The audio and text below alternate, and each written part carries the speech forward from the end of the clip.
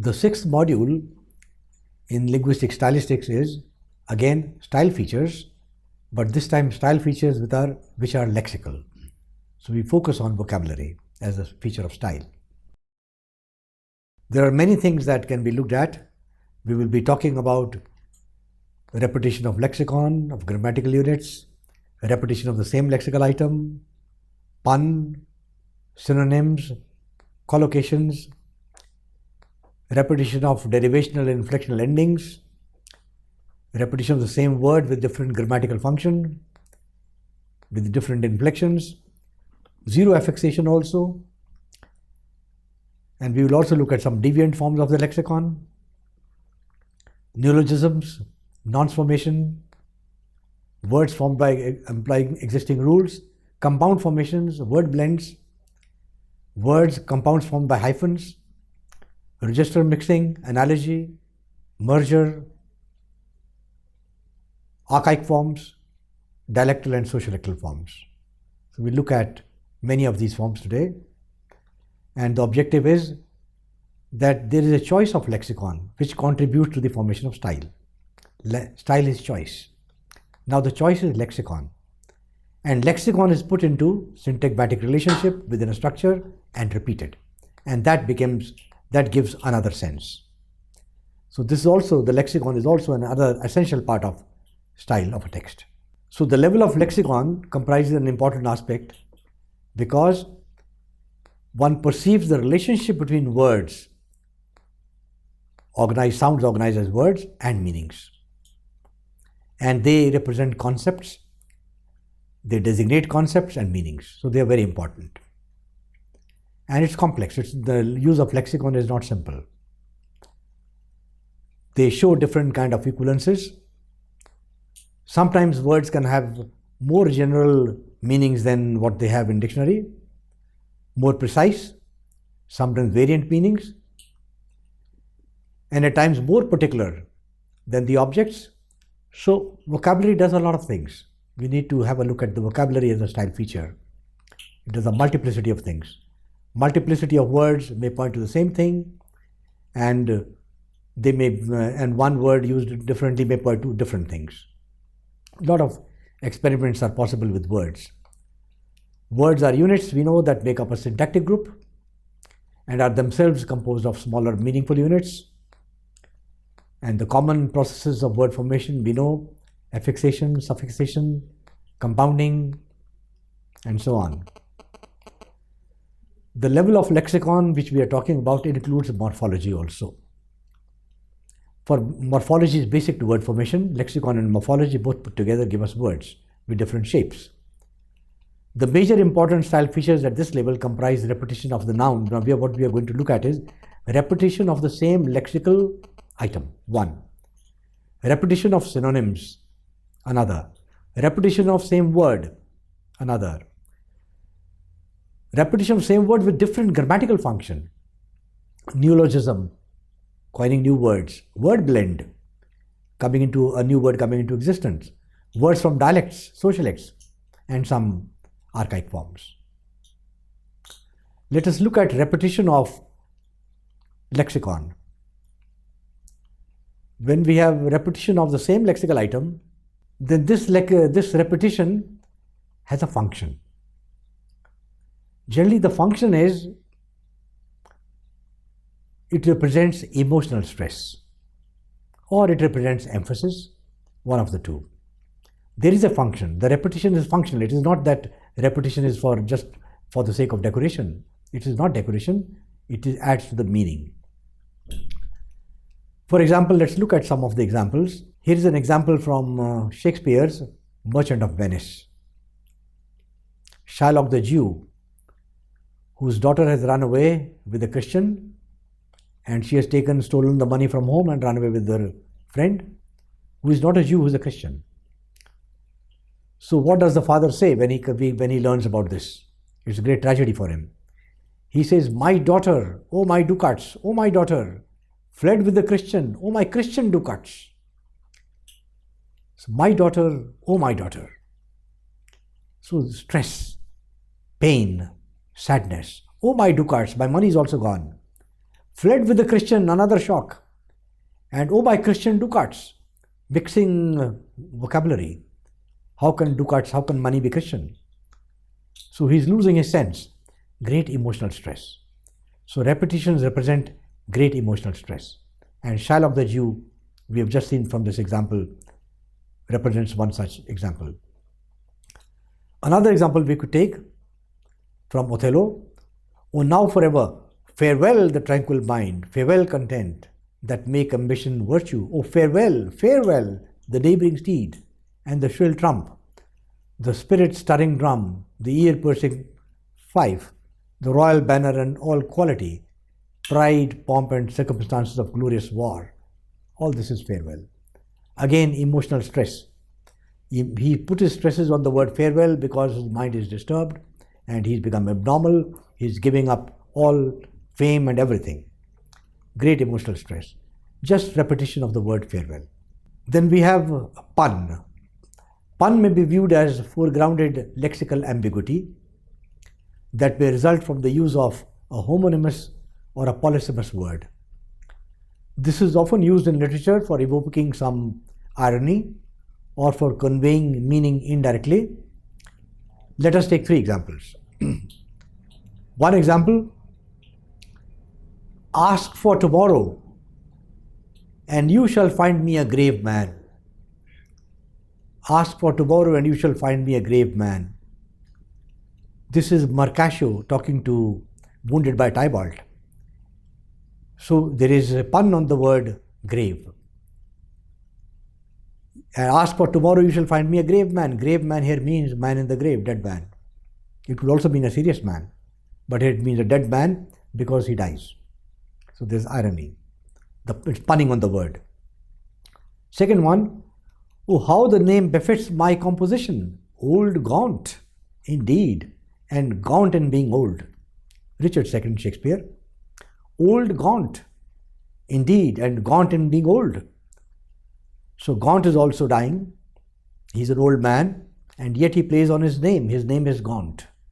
He says old Gaunt, and gaunt in being old. So he's strong even in old age. Even before dying, he's very strong. He's punning on his name. Then we come to use of synonyms.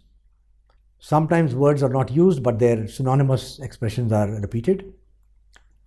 Here is an example from Milton, Paradise Lost.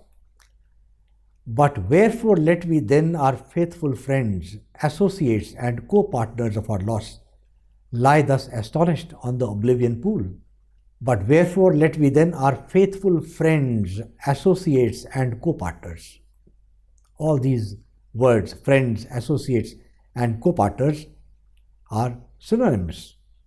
They are synonymous terms for commonness between people, friends. They are co-partners, they are associates, and they are friends. And this is, of course, these are the lines that represent the devil and his followers lying in hell. So when the devil's followers are lying in hell, then they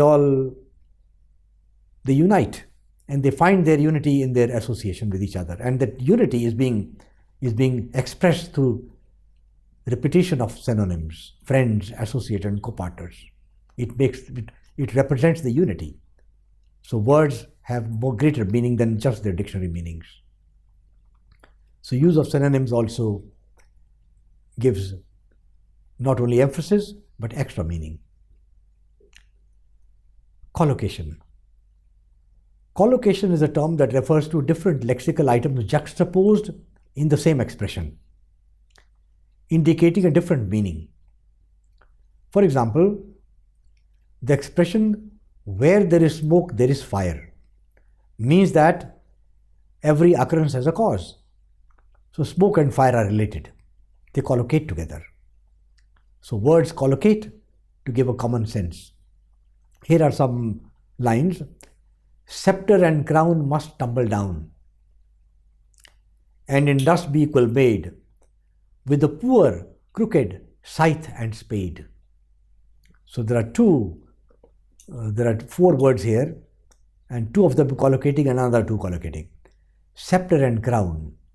What is scepter and crown? It stands for kingship. that all kings must fall. With the poor crooked, scythe and spade. What is scythe and spade? Scythe and spade is used by farmers. It represents the peasantry. So one day, kings and peasants, everyone has to go to the dust. So scepter and crown collocate for kingship, and scythe and spade collocate for peasantry.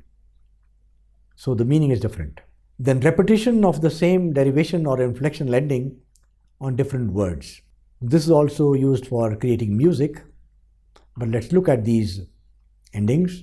Not for these I raise the song of thanks and praise, but for those obstinate questionings of sense and outward things, fallings from us vanishings, blank misgivings of a creature, moving about in worlds not realized. Questionings, ings, things, ings. Ings is not a morpheme here, but ings and things. Fallings, morpheme. Vanishings, morpheme. Misgivings, morpheme. So we have ings, ings, ings, ings repeated. The suffix ings can be repeated, has been repeated. We can leave out the word things.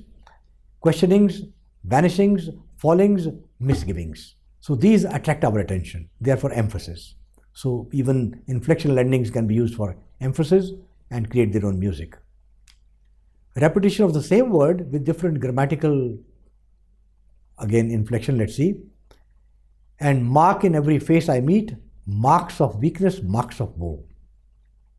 Same word, mark, with inflectional ending becomes different, marks. Mark in every face, mark is a noun. Marks of weakness becomes a verb. So by an inflectional ending, noun has been changed to verb, but then the lexicon, basic lexicon is the same. Marks in every face I meet, marks of weakness, marks of woe. 1. And singing still dost soar, and soaring ever singest. Sing, soar, soaring, singest. So singing and singest, two inflectional endings, different inflectional endings on sing. And soar and soaring.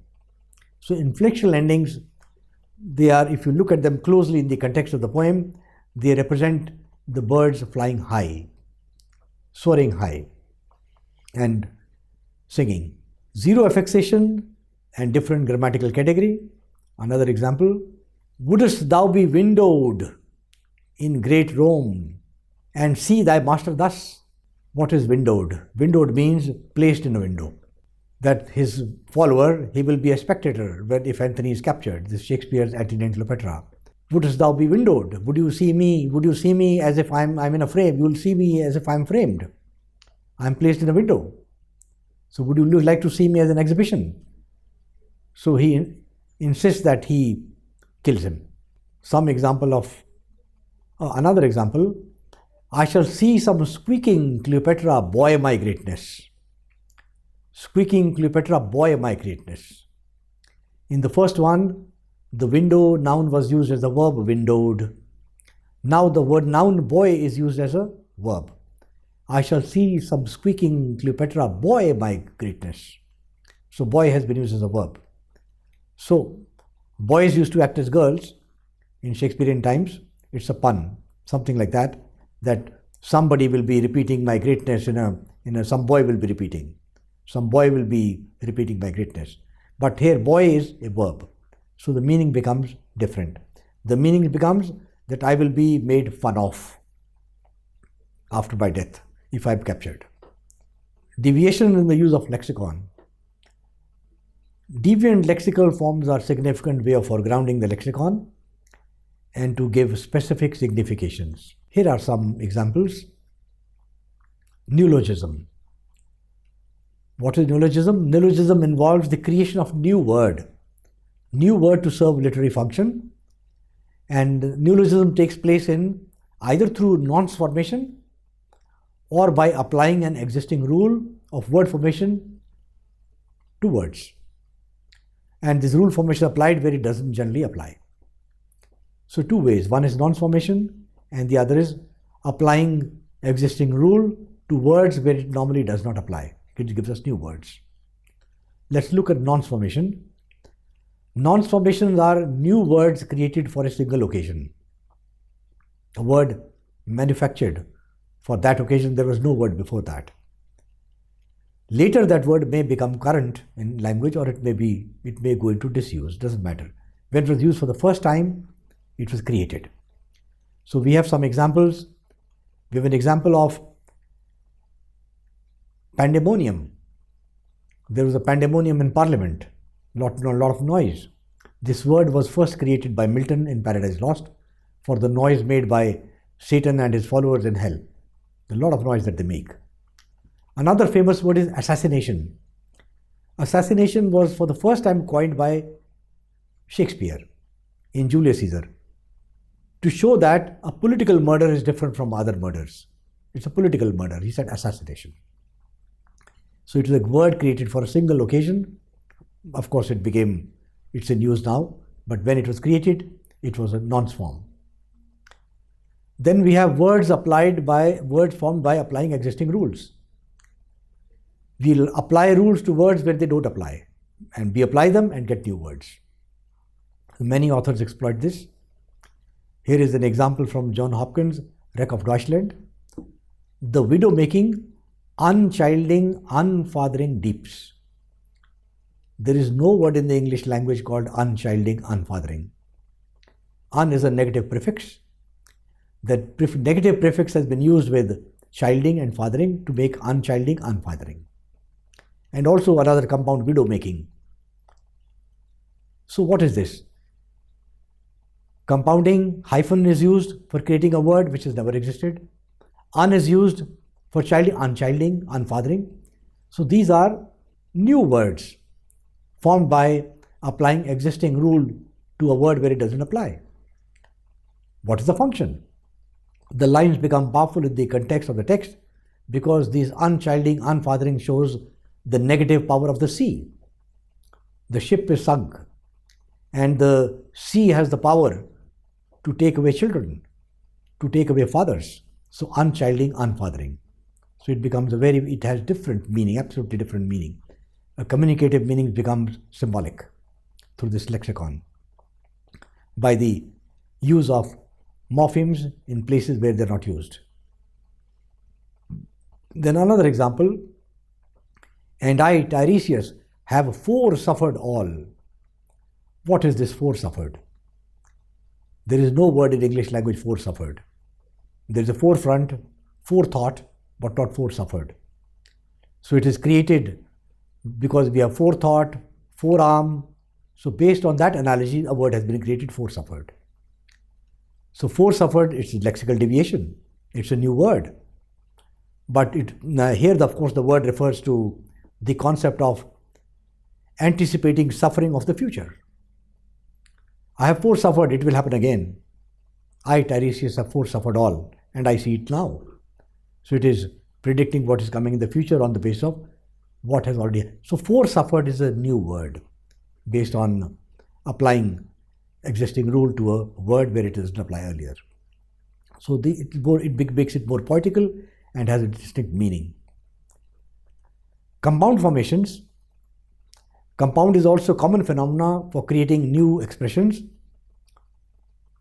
generally hyphenated. I give you a couple of examples. Shaggy bearded, fire mouthed.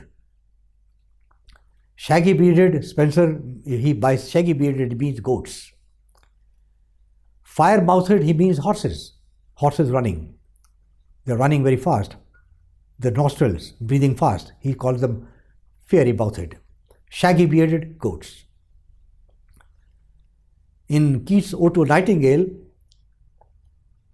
lethe words, light winged, deep delved, purple stained, spectre thin, leaden eyed. All these are expressions created. Most of them modifiers. Leaden eyed despair, purple stained mouth, deep delved earth, and so on. So the modifiers, but this new expression, it concentrates them with meaning. It gives a new meaning. The compound formation gives us a new word, a new expression, which concretizes meaning. It becomes a symbol, and as a symbol, it gives a different kind of a sense than if you take the words individually from a dictionary. Here they don't mean that; it means much different. Then word blends.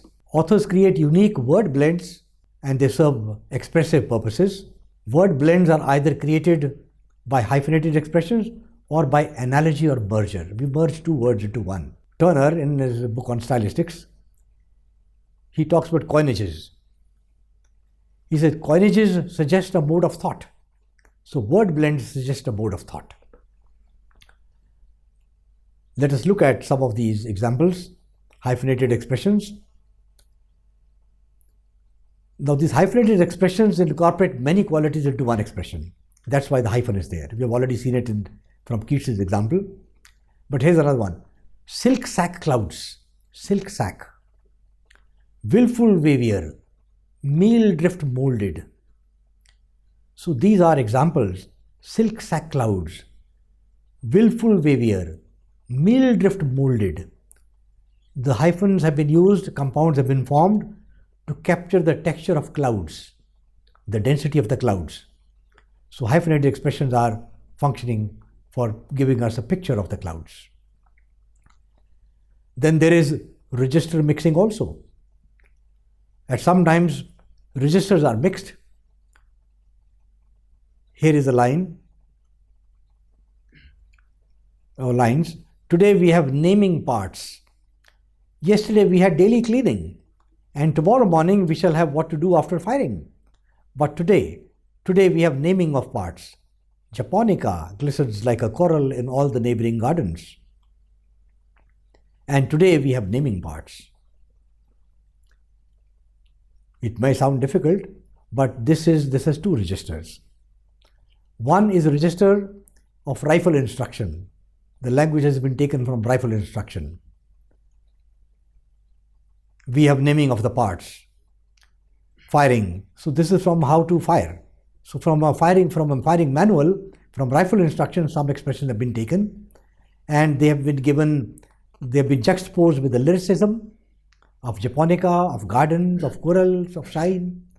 So we have poetic lines and we have a register from rifles, weaponry. Both these are merged together within the same line, same stanza. So this also gives a sense of the mundane and the pretty coming together. Then analogy or merger. This leads to formation of compounds or strange expressions which function to express some literary intent, which is special. Joyce has used many words, formed many words by analogy. For example, if you study the novels of Joyce, particularly Finnegan's Wake, many words will come. I give you a couple of examples. Moosey room. One word he has coined. Whole borrow. Grace hopper. 3 words. So what is Moosey room? Moosey room has been coined on museum. But what does Moosey room mean? It's not a museum. Moosey room or musey room. Musey room where one muses, where one thinks. Whole borrow, like wheelbarrow, formed on the analogy of wheelbarrow, whole borrow. A person who borrows everything is a whole borrow. Then grace hopper, like a grasshopper, analogy is grasshopper, word from grace hopper. What does it indicate? A person who hops over the graces of others. A person who is unkind is a grace hopper. So in the same way, now all these merged forms give us different sense. Similarly, we have examples from dialects, from Shepherd's Calendar, Hidegai's, Wienel, many words are used which are dialect. Socialects also, for example, I give you another example. This is from The Rivals by Sheridan. Bob Baker's The Country Squire uses strange expressions. He says odds whips and wheels, odds blushes and blooms, and so on. So kind of urban words he's using in his speeches, in his dialogues. Hardy uses rustic speech in his novels. So dialects and socialects are also used. The last one that I would like to mention is archaic forms. Sometimes archaic forms are used. Particularly, Milton used Latin words. If you use Latin words in English with a Latin meaning, then it is not English word, it's a Latin word. But then it is used in Latin. For example, There is a word secret in Latin in here. Secret meaning solitary. Secret does not mean secret in the English dictionary. Secret in Milton means solitary, alone. It is from the Latin word secretare, to remain alone. Secretare. Similarly, not sociable. Similarly, urges. Urges is not the dictionary meaning of modern English. Urges means drives. It comes from urgere, to drive. And incumbent doesn't mean the vacant position in modern English. Incumbent in English in Milton means resting, because cumbere means to rest. So from cumbere, the word incumbent has been taken. So such examples come where we have Latin meanings but not English meanings, but words are used in the Latin sense but in English. So it's Latinism. It's archaic form being used, which are no longer used for poetic purposes, to give away something which is very far away, remote in time, remote theme. So all such things can be done with the help of lexicon. To summarize, what have we done? We have looked at various uses of lexicon as style features. Mainly we've looked at repetition of lexicon, how lexicon is repeated in different ways, same lexical item, synonyms, use of pun, repetition of the same derivational or inflectional ending on different words, repetition of the same word with different grammatical ending, derivations in the lexicon, neologisms, new word formation, non-formation, words formed by applying existing rules, compound formations, hyphenated expressions, analogy merger, dialectal social forms, and archaic forms.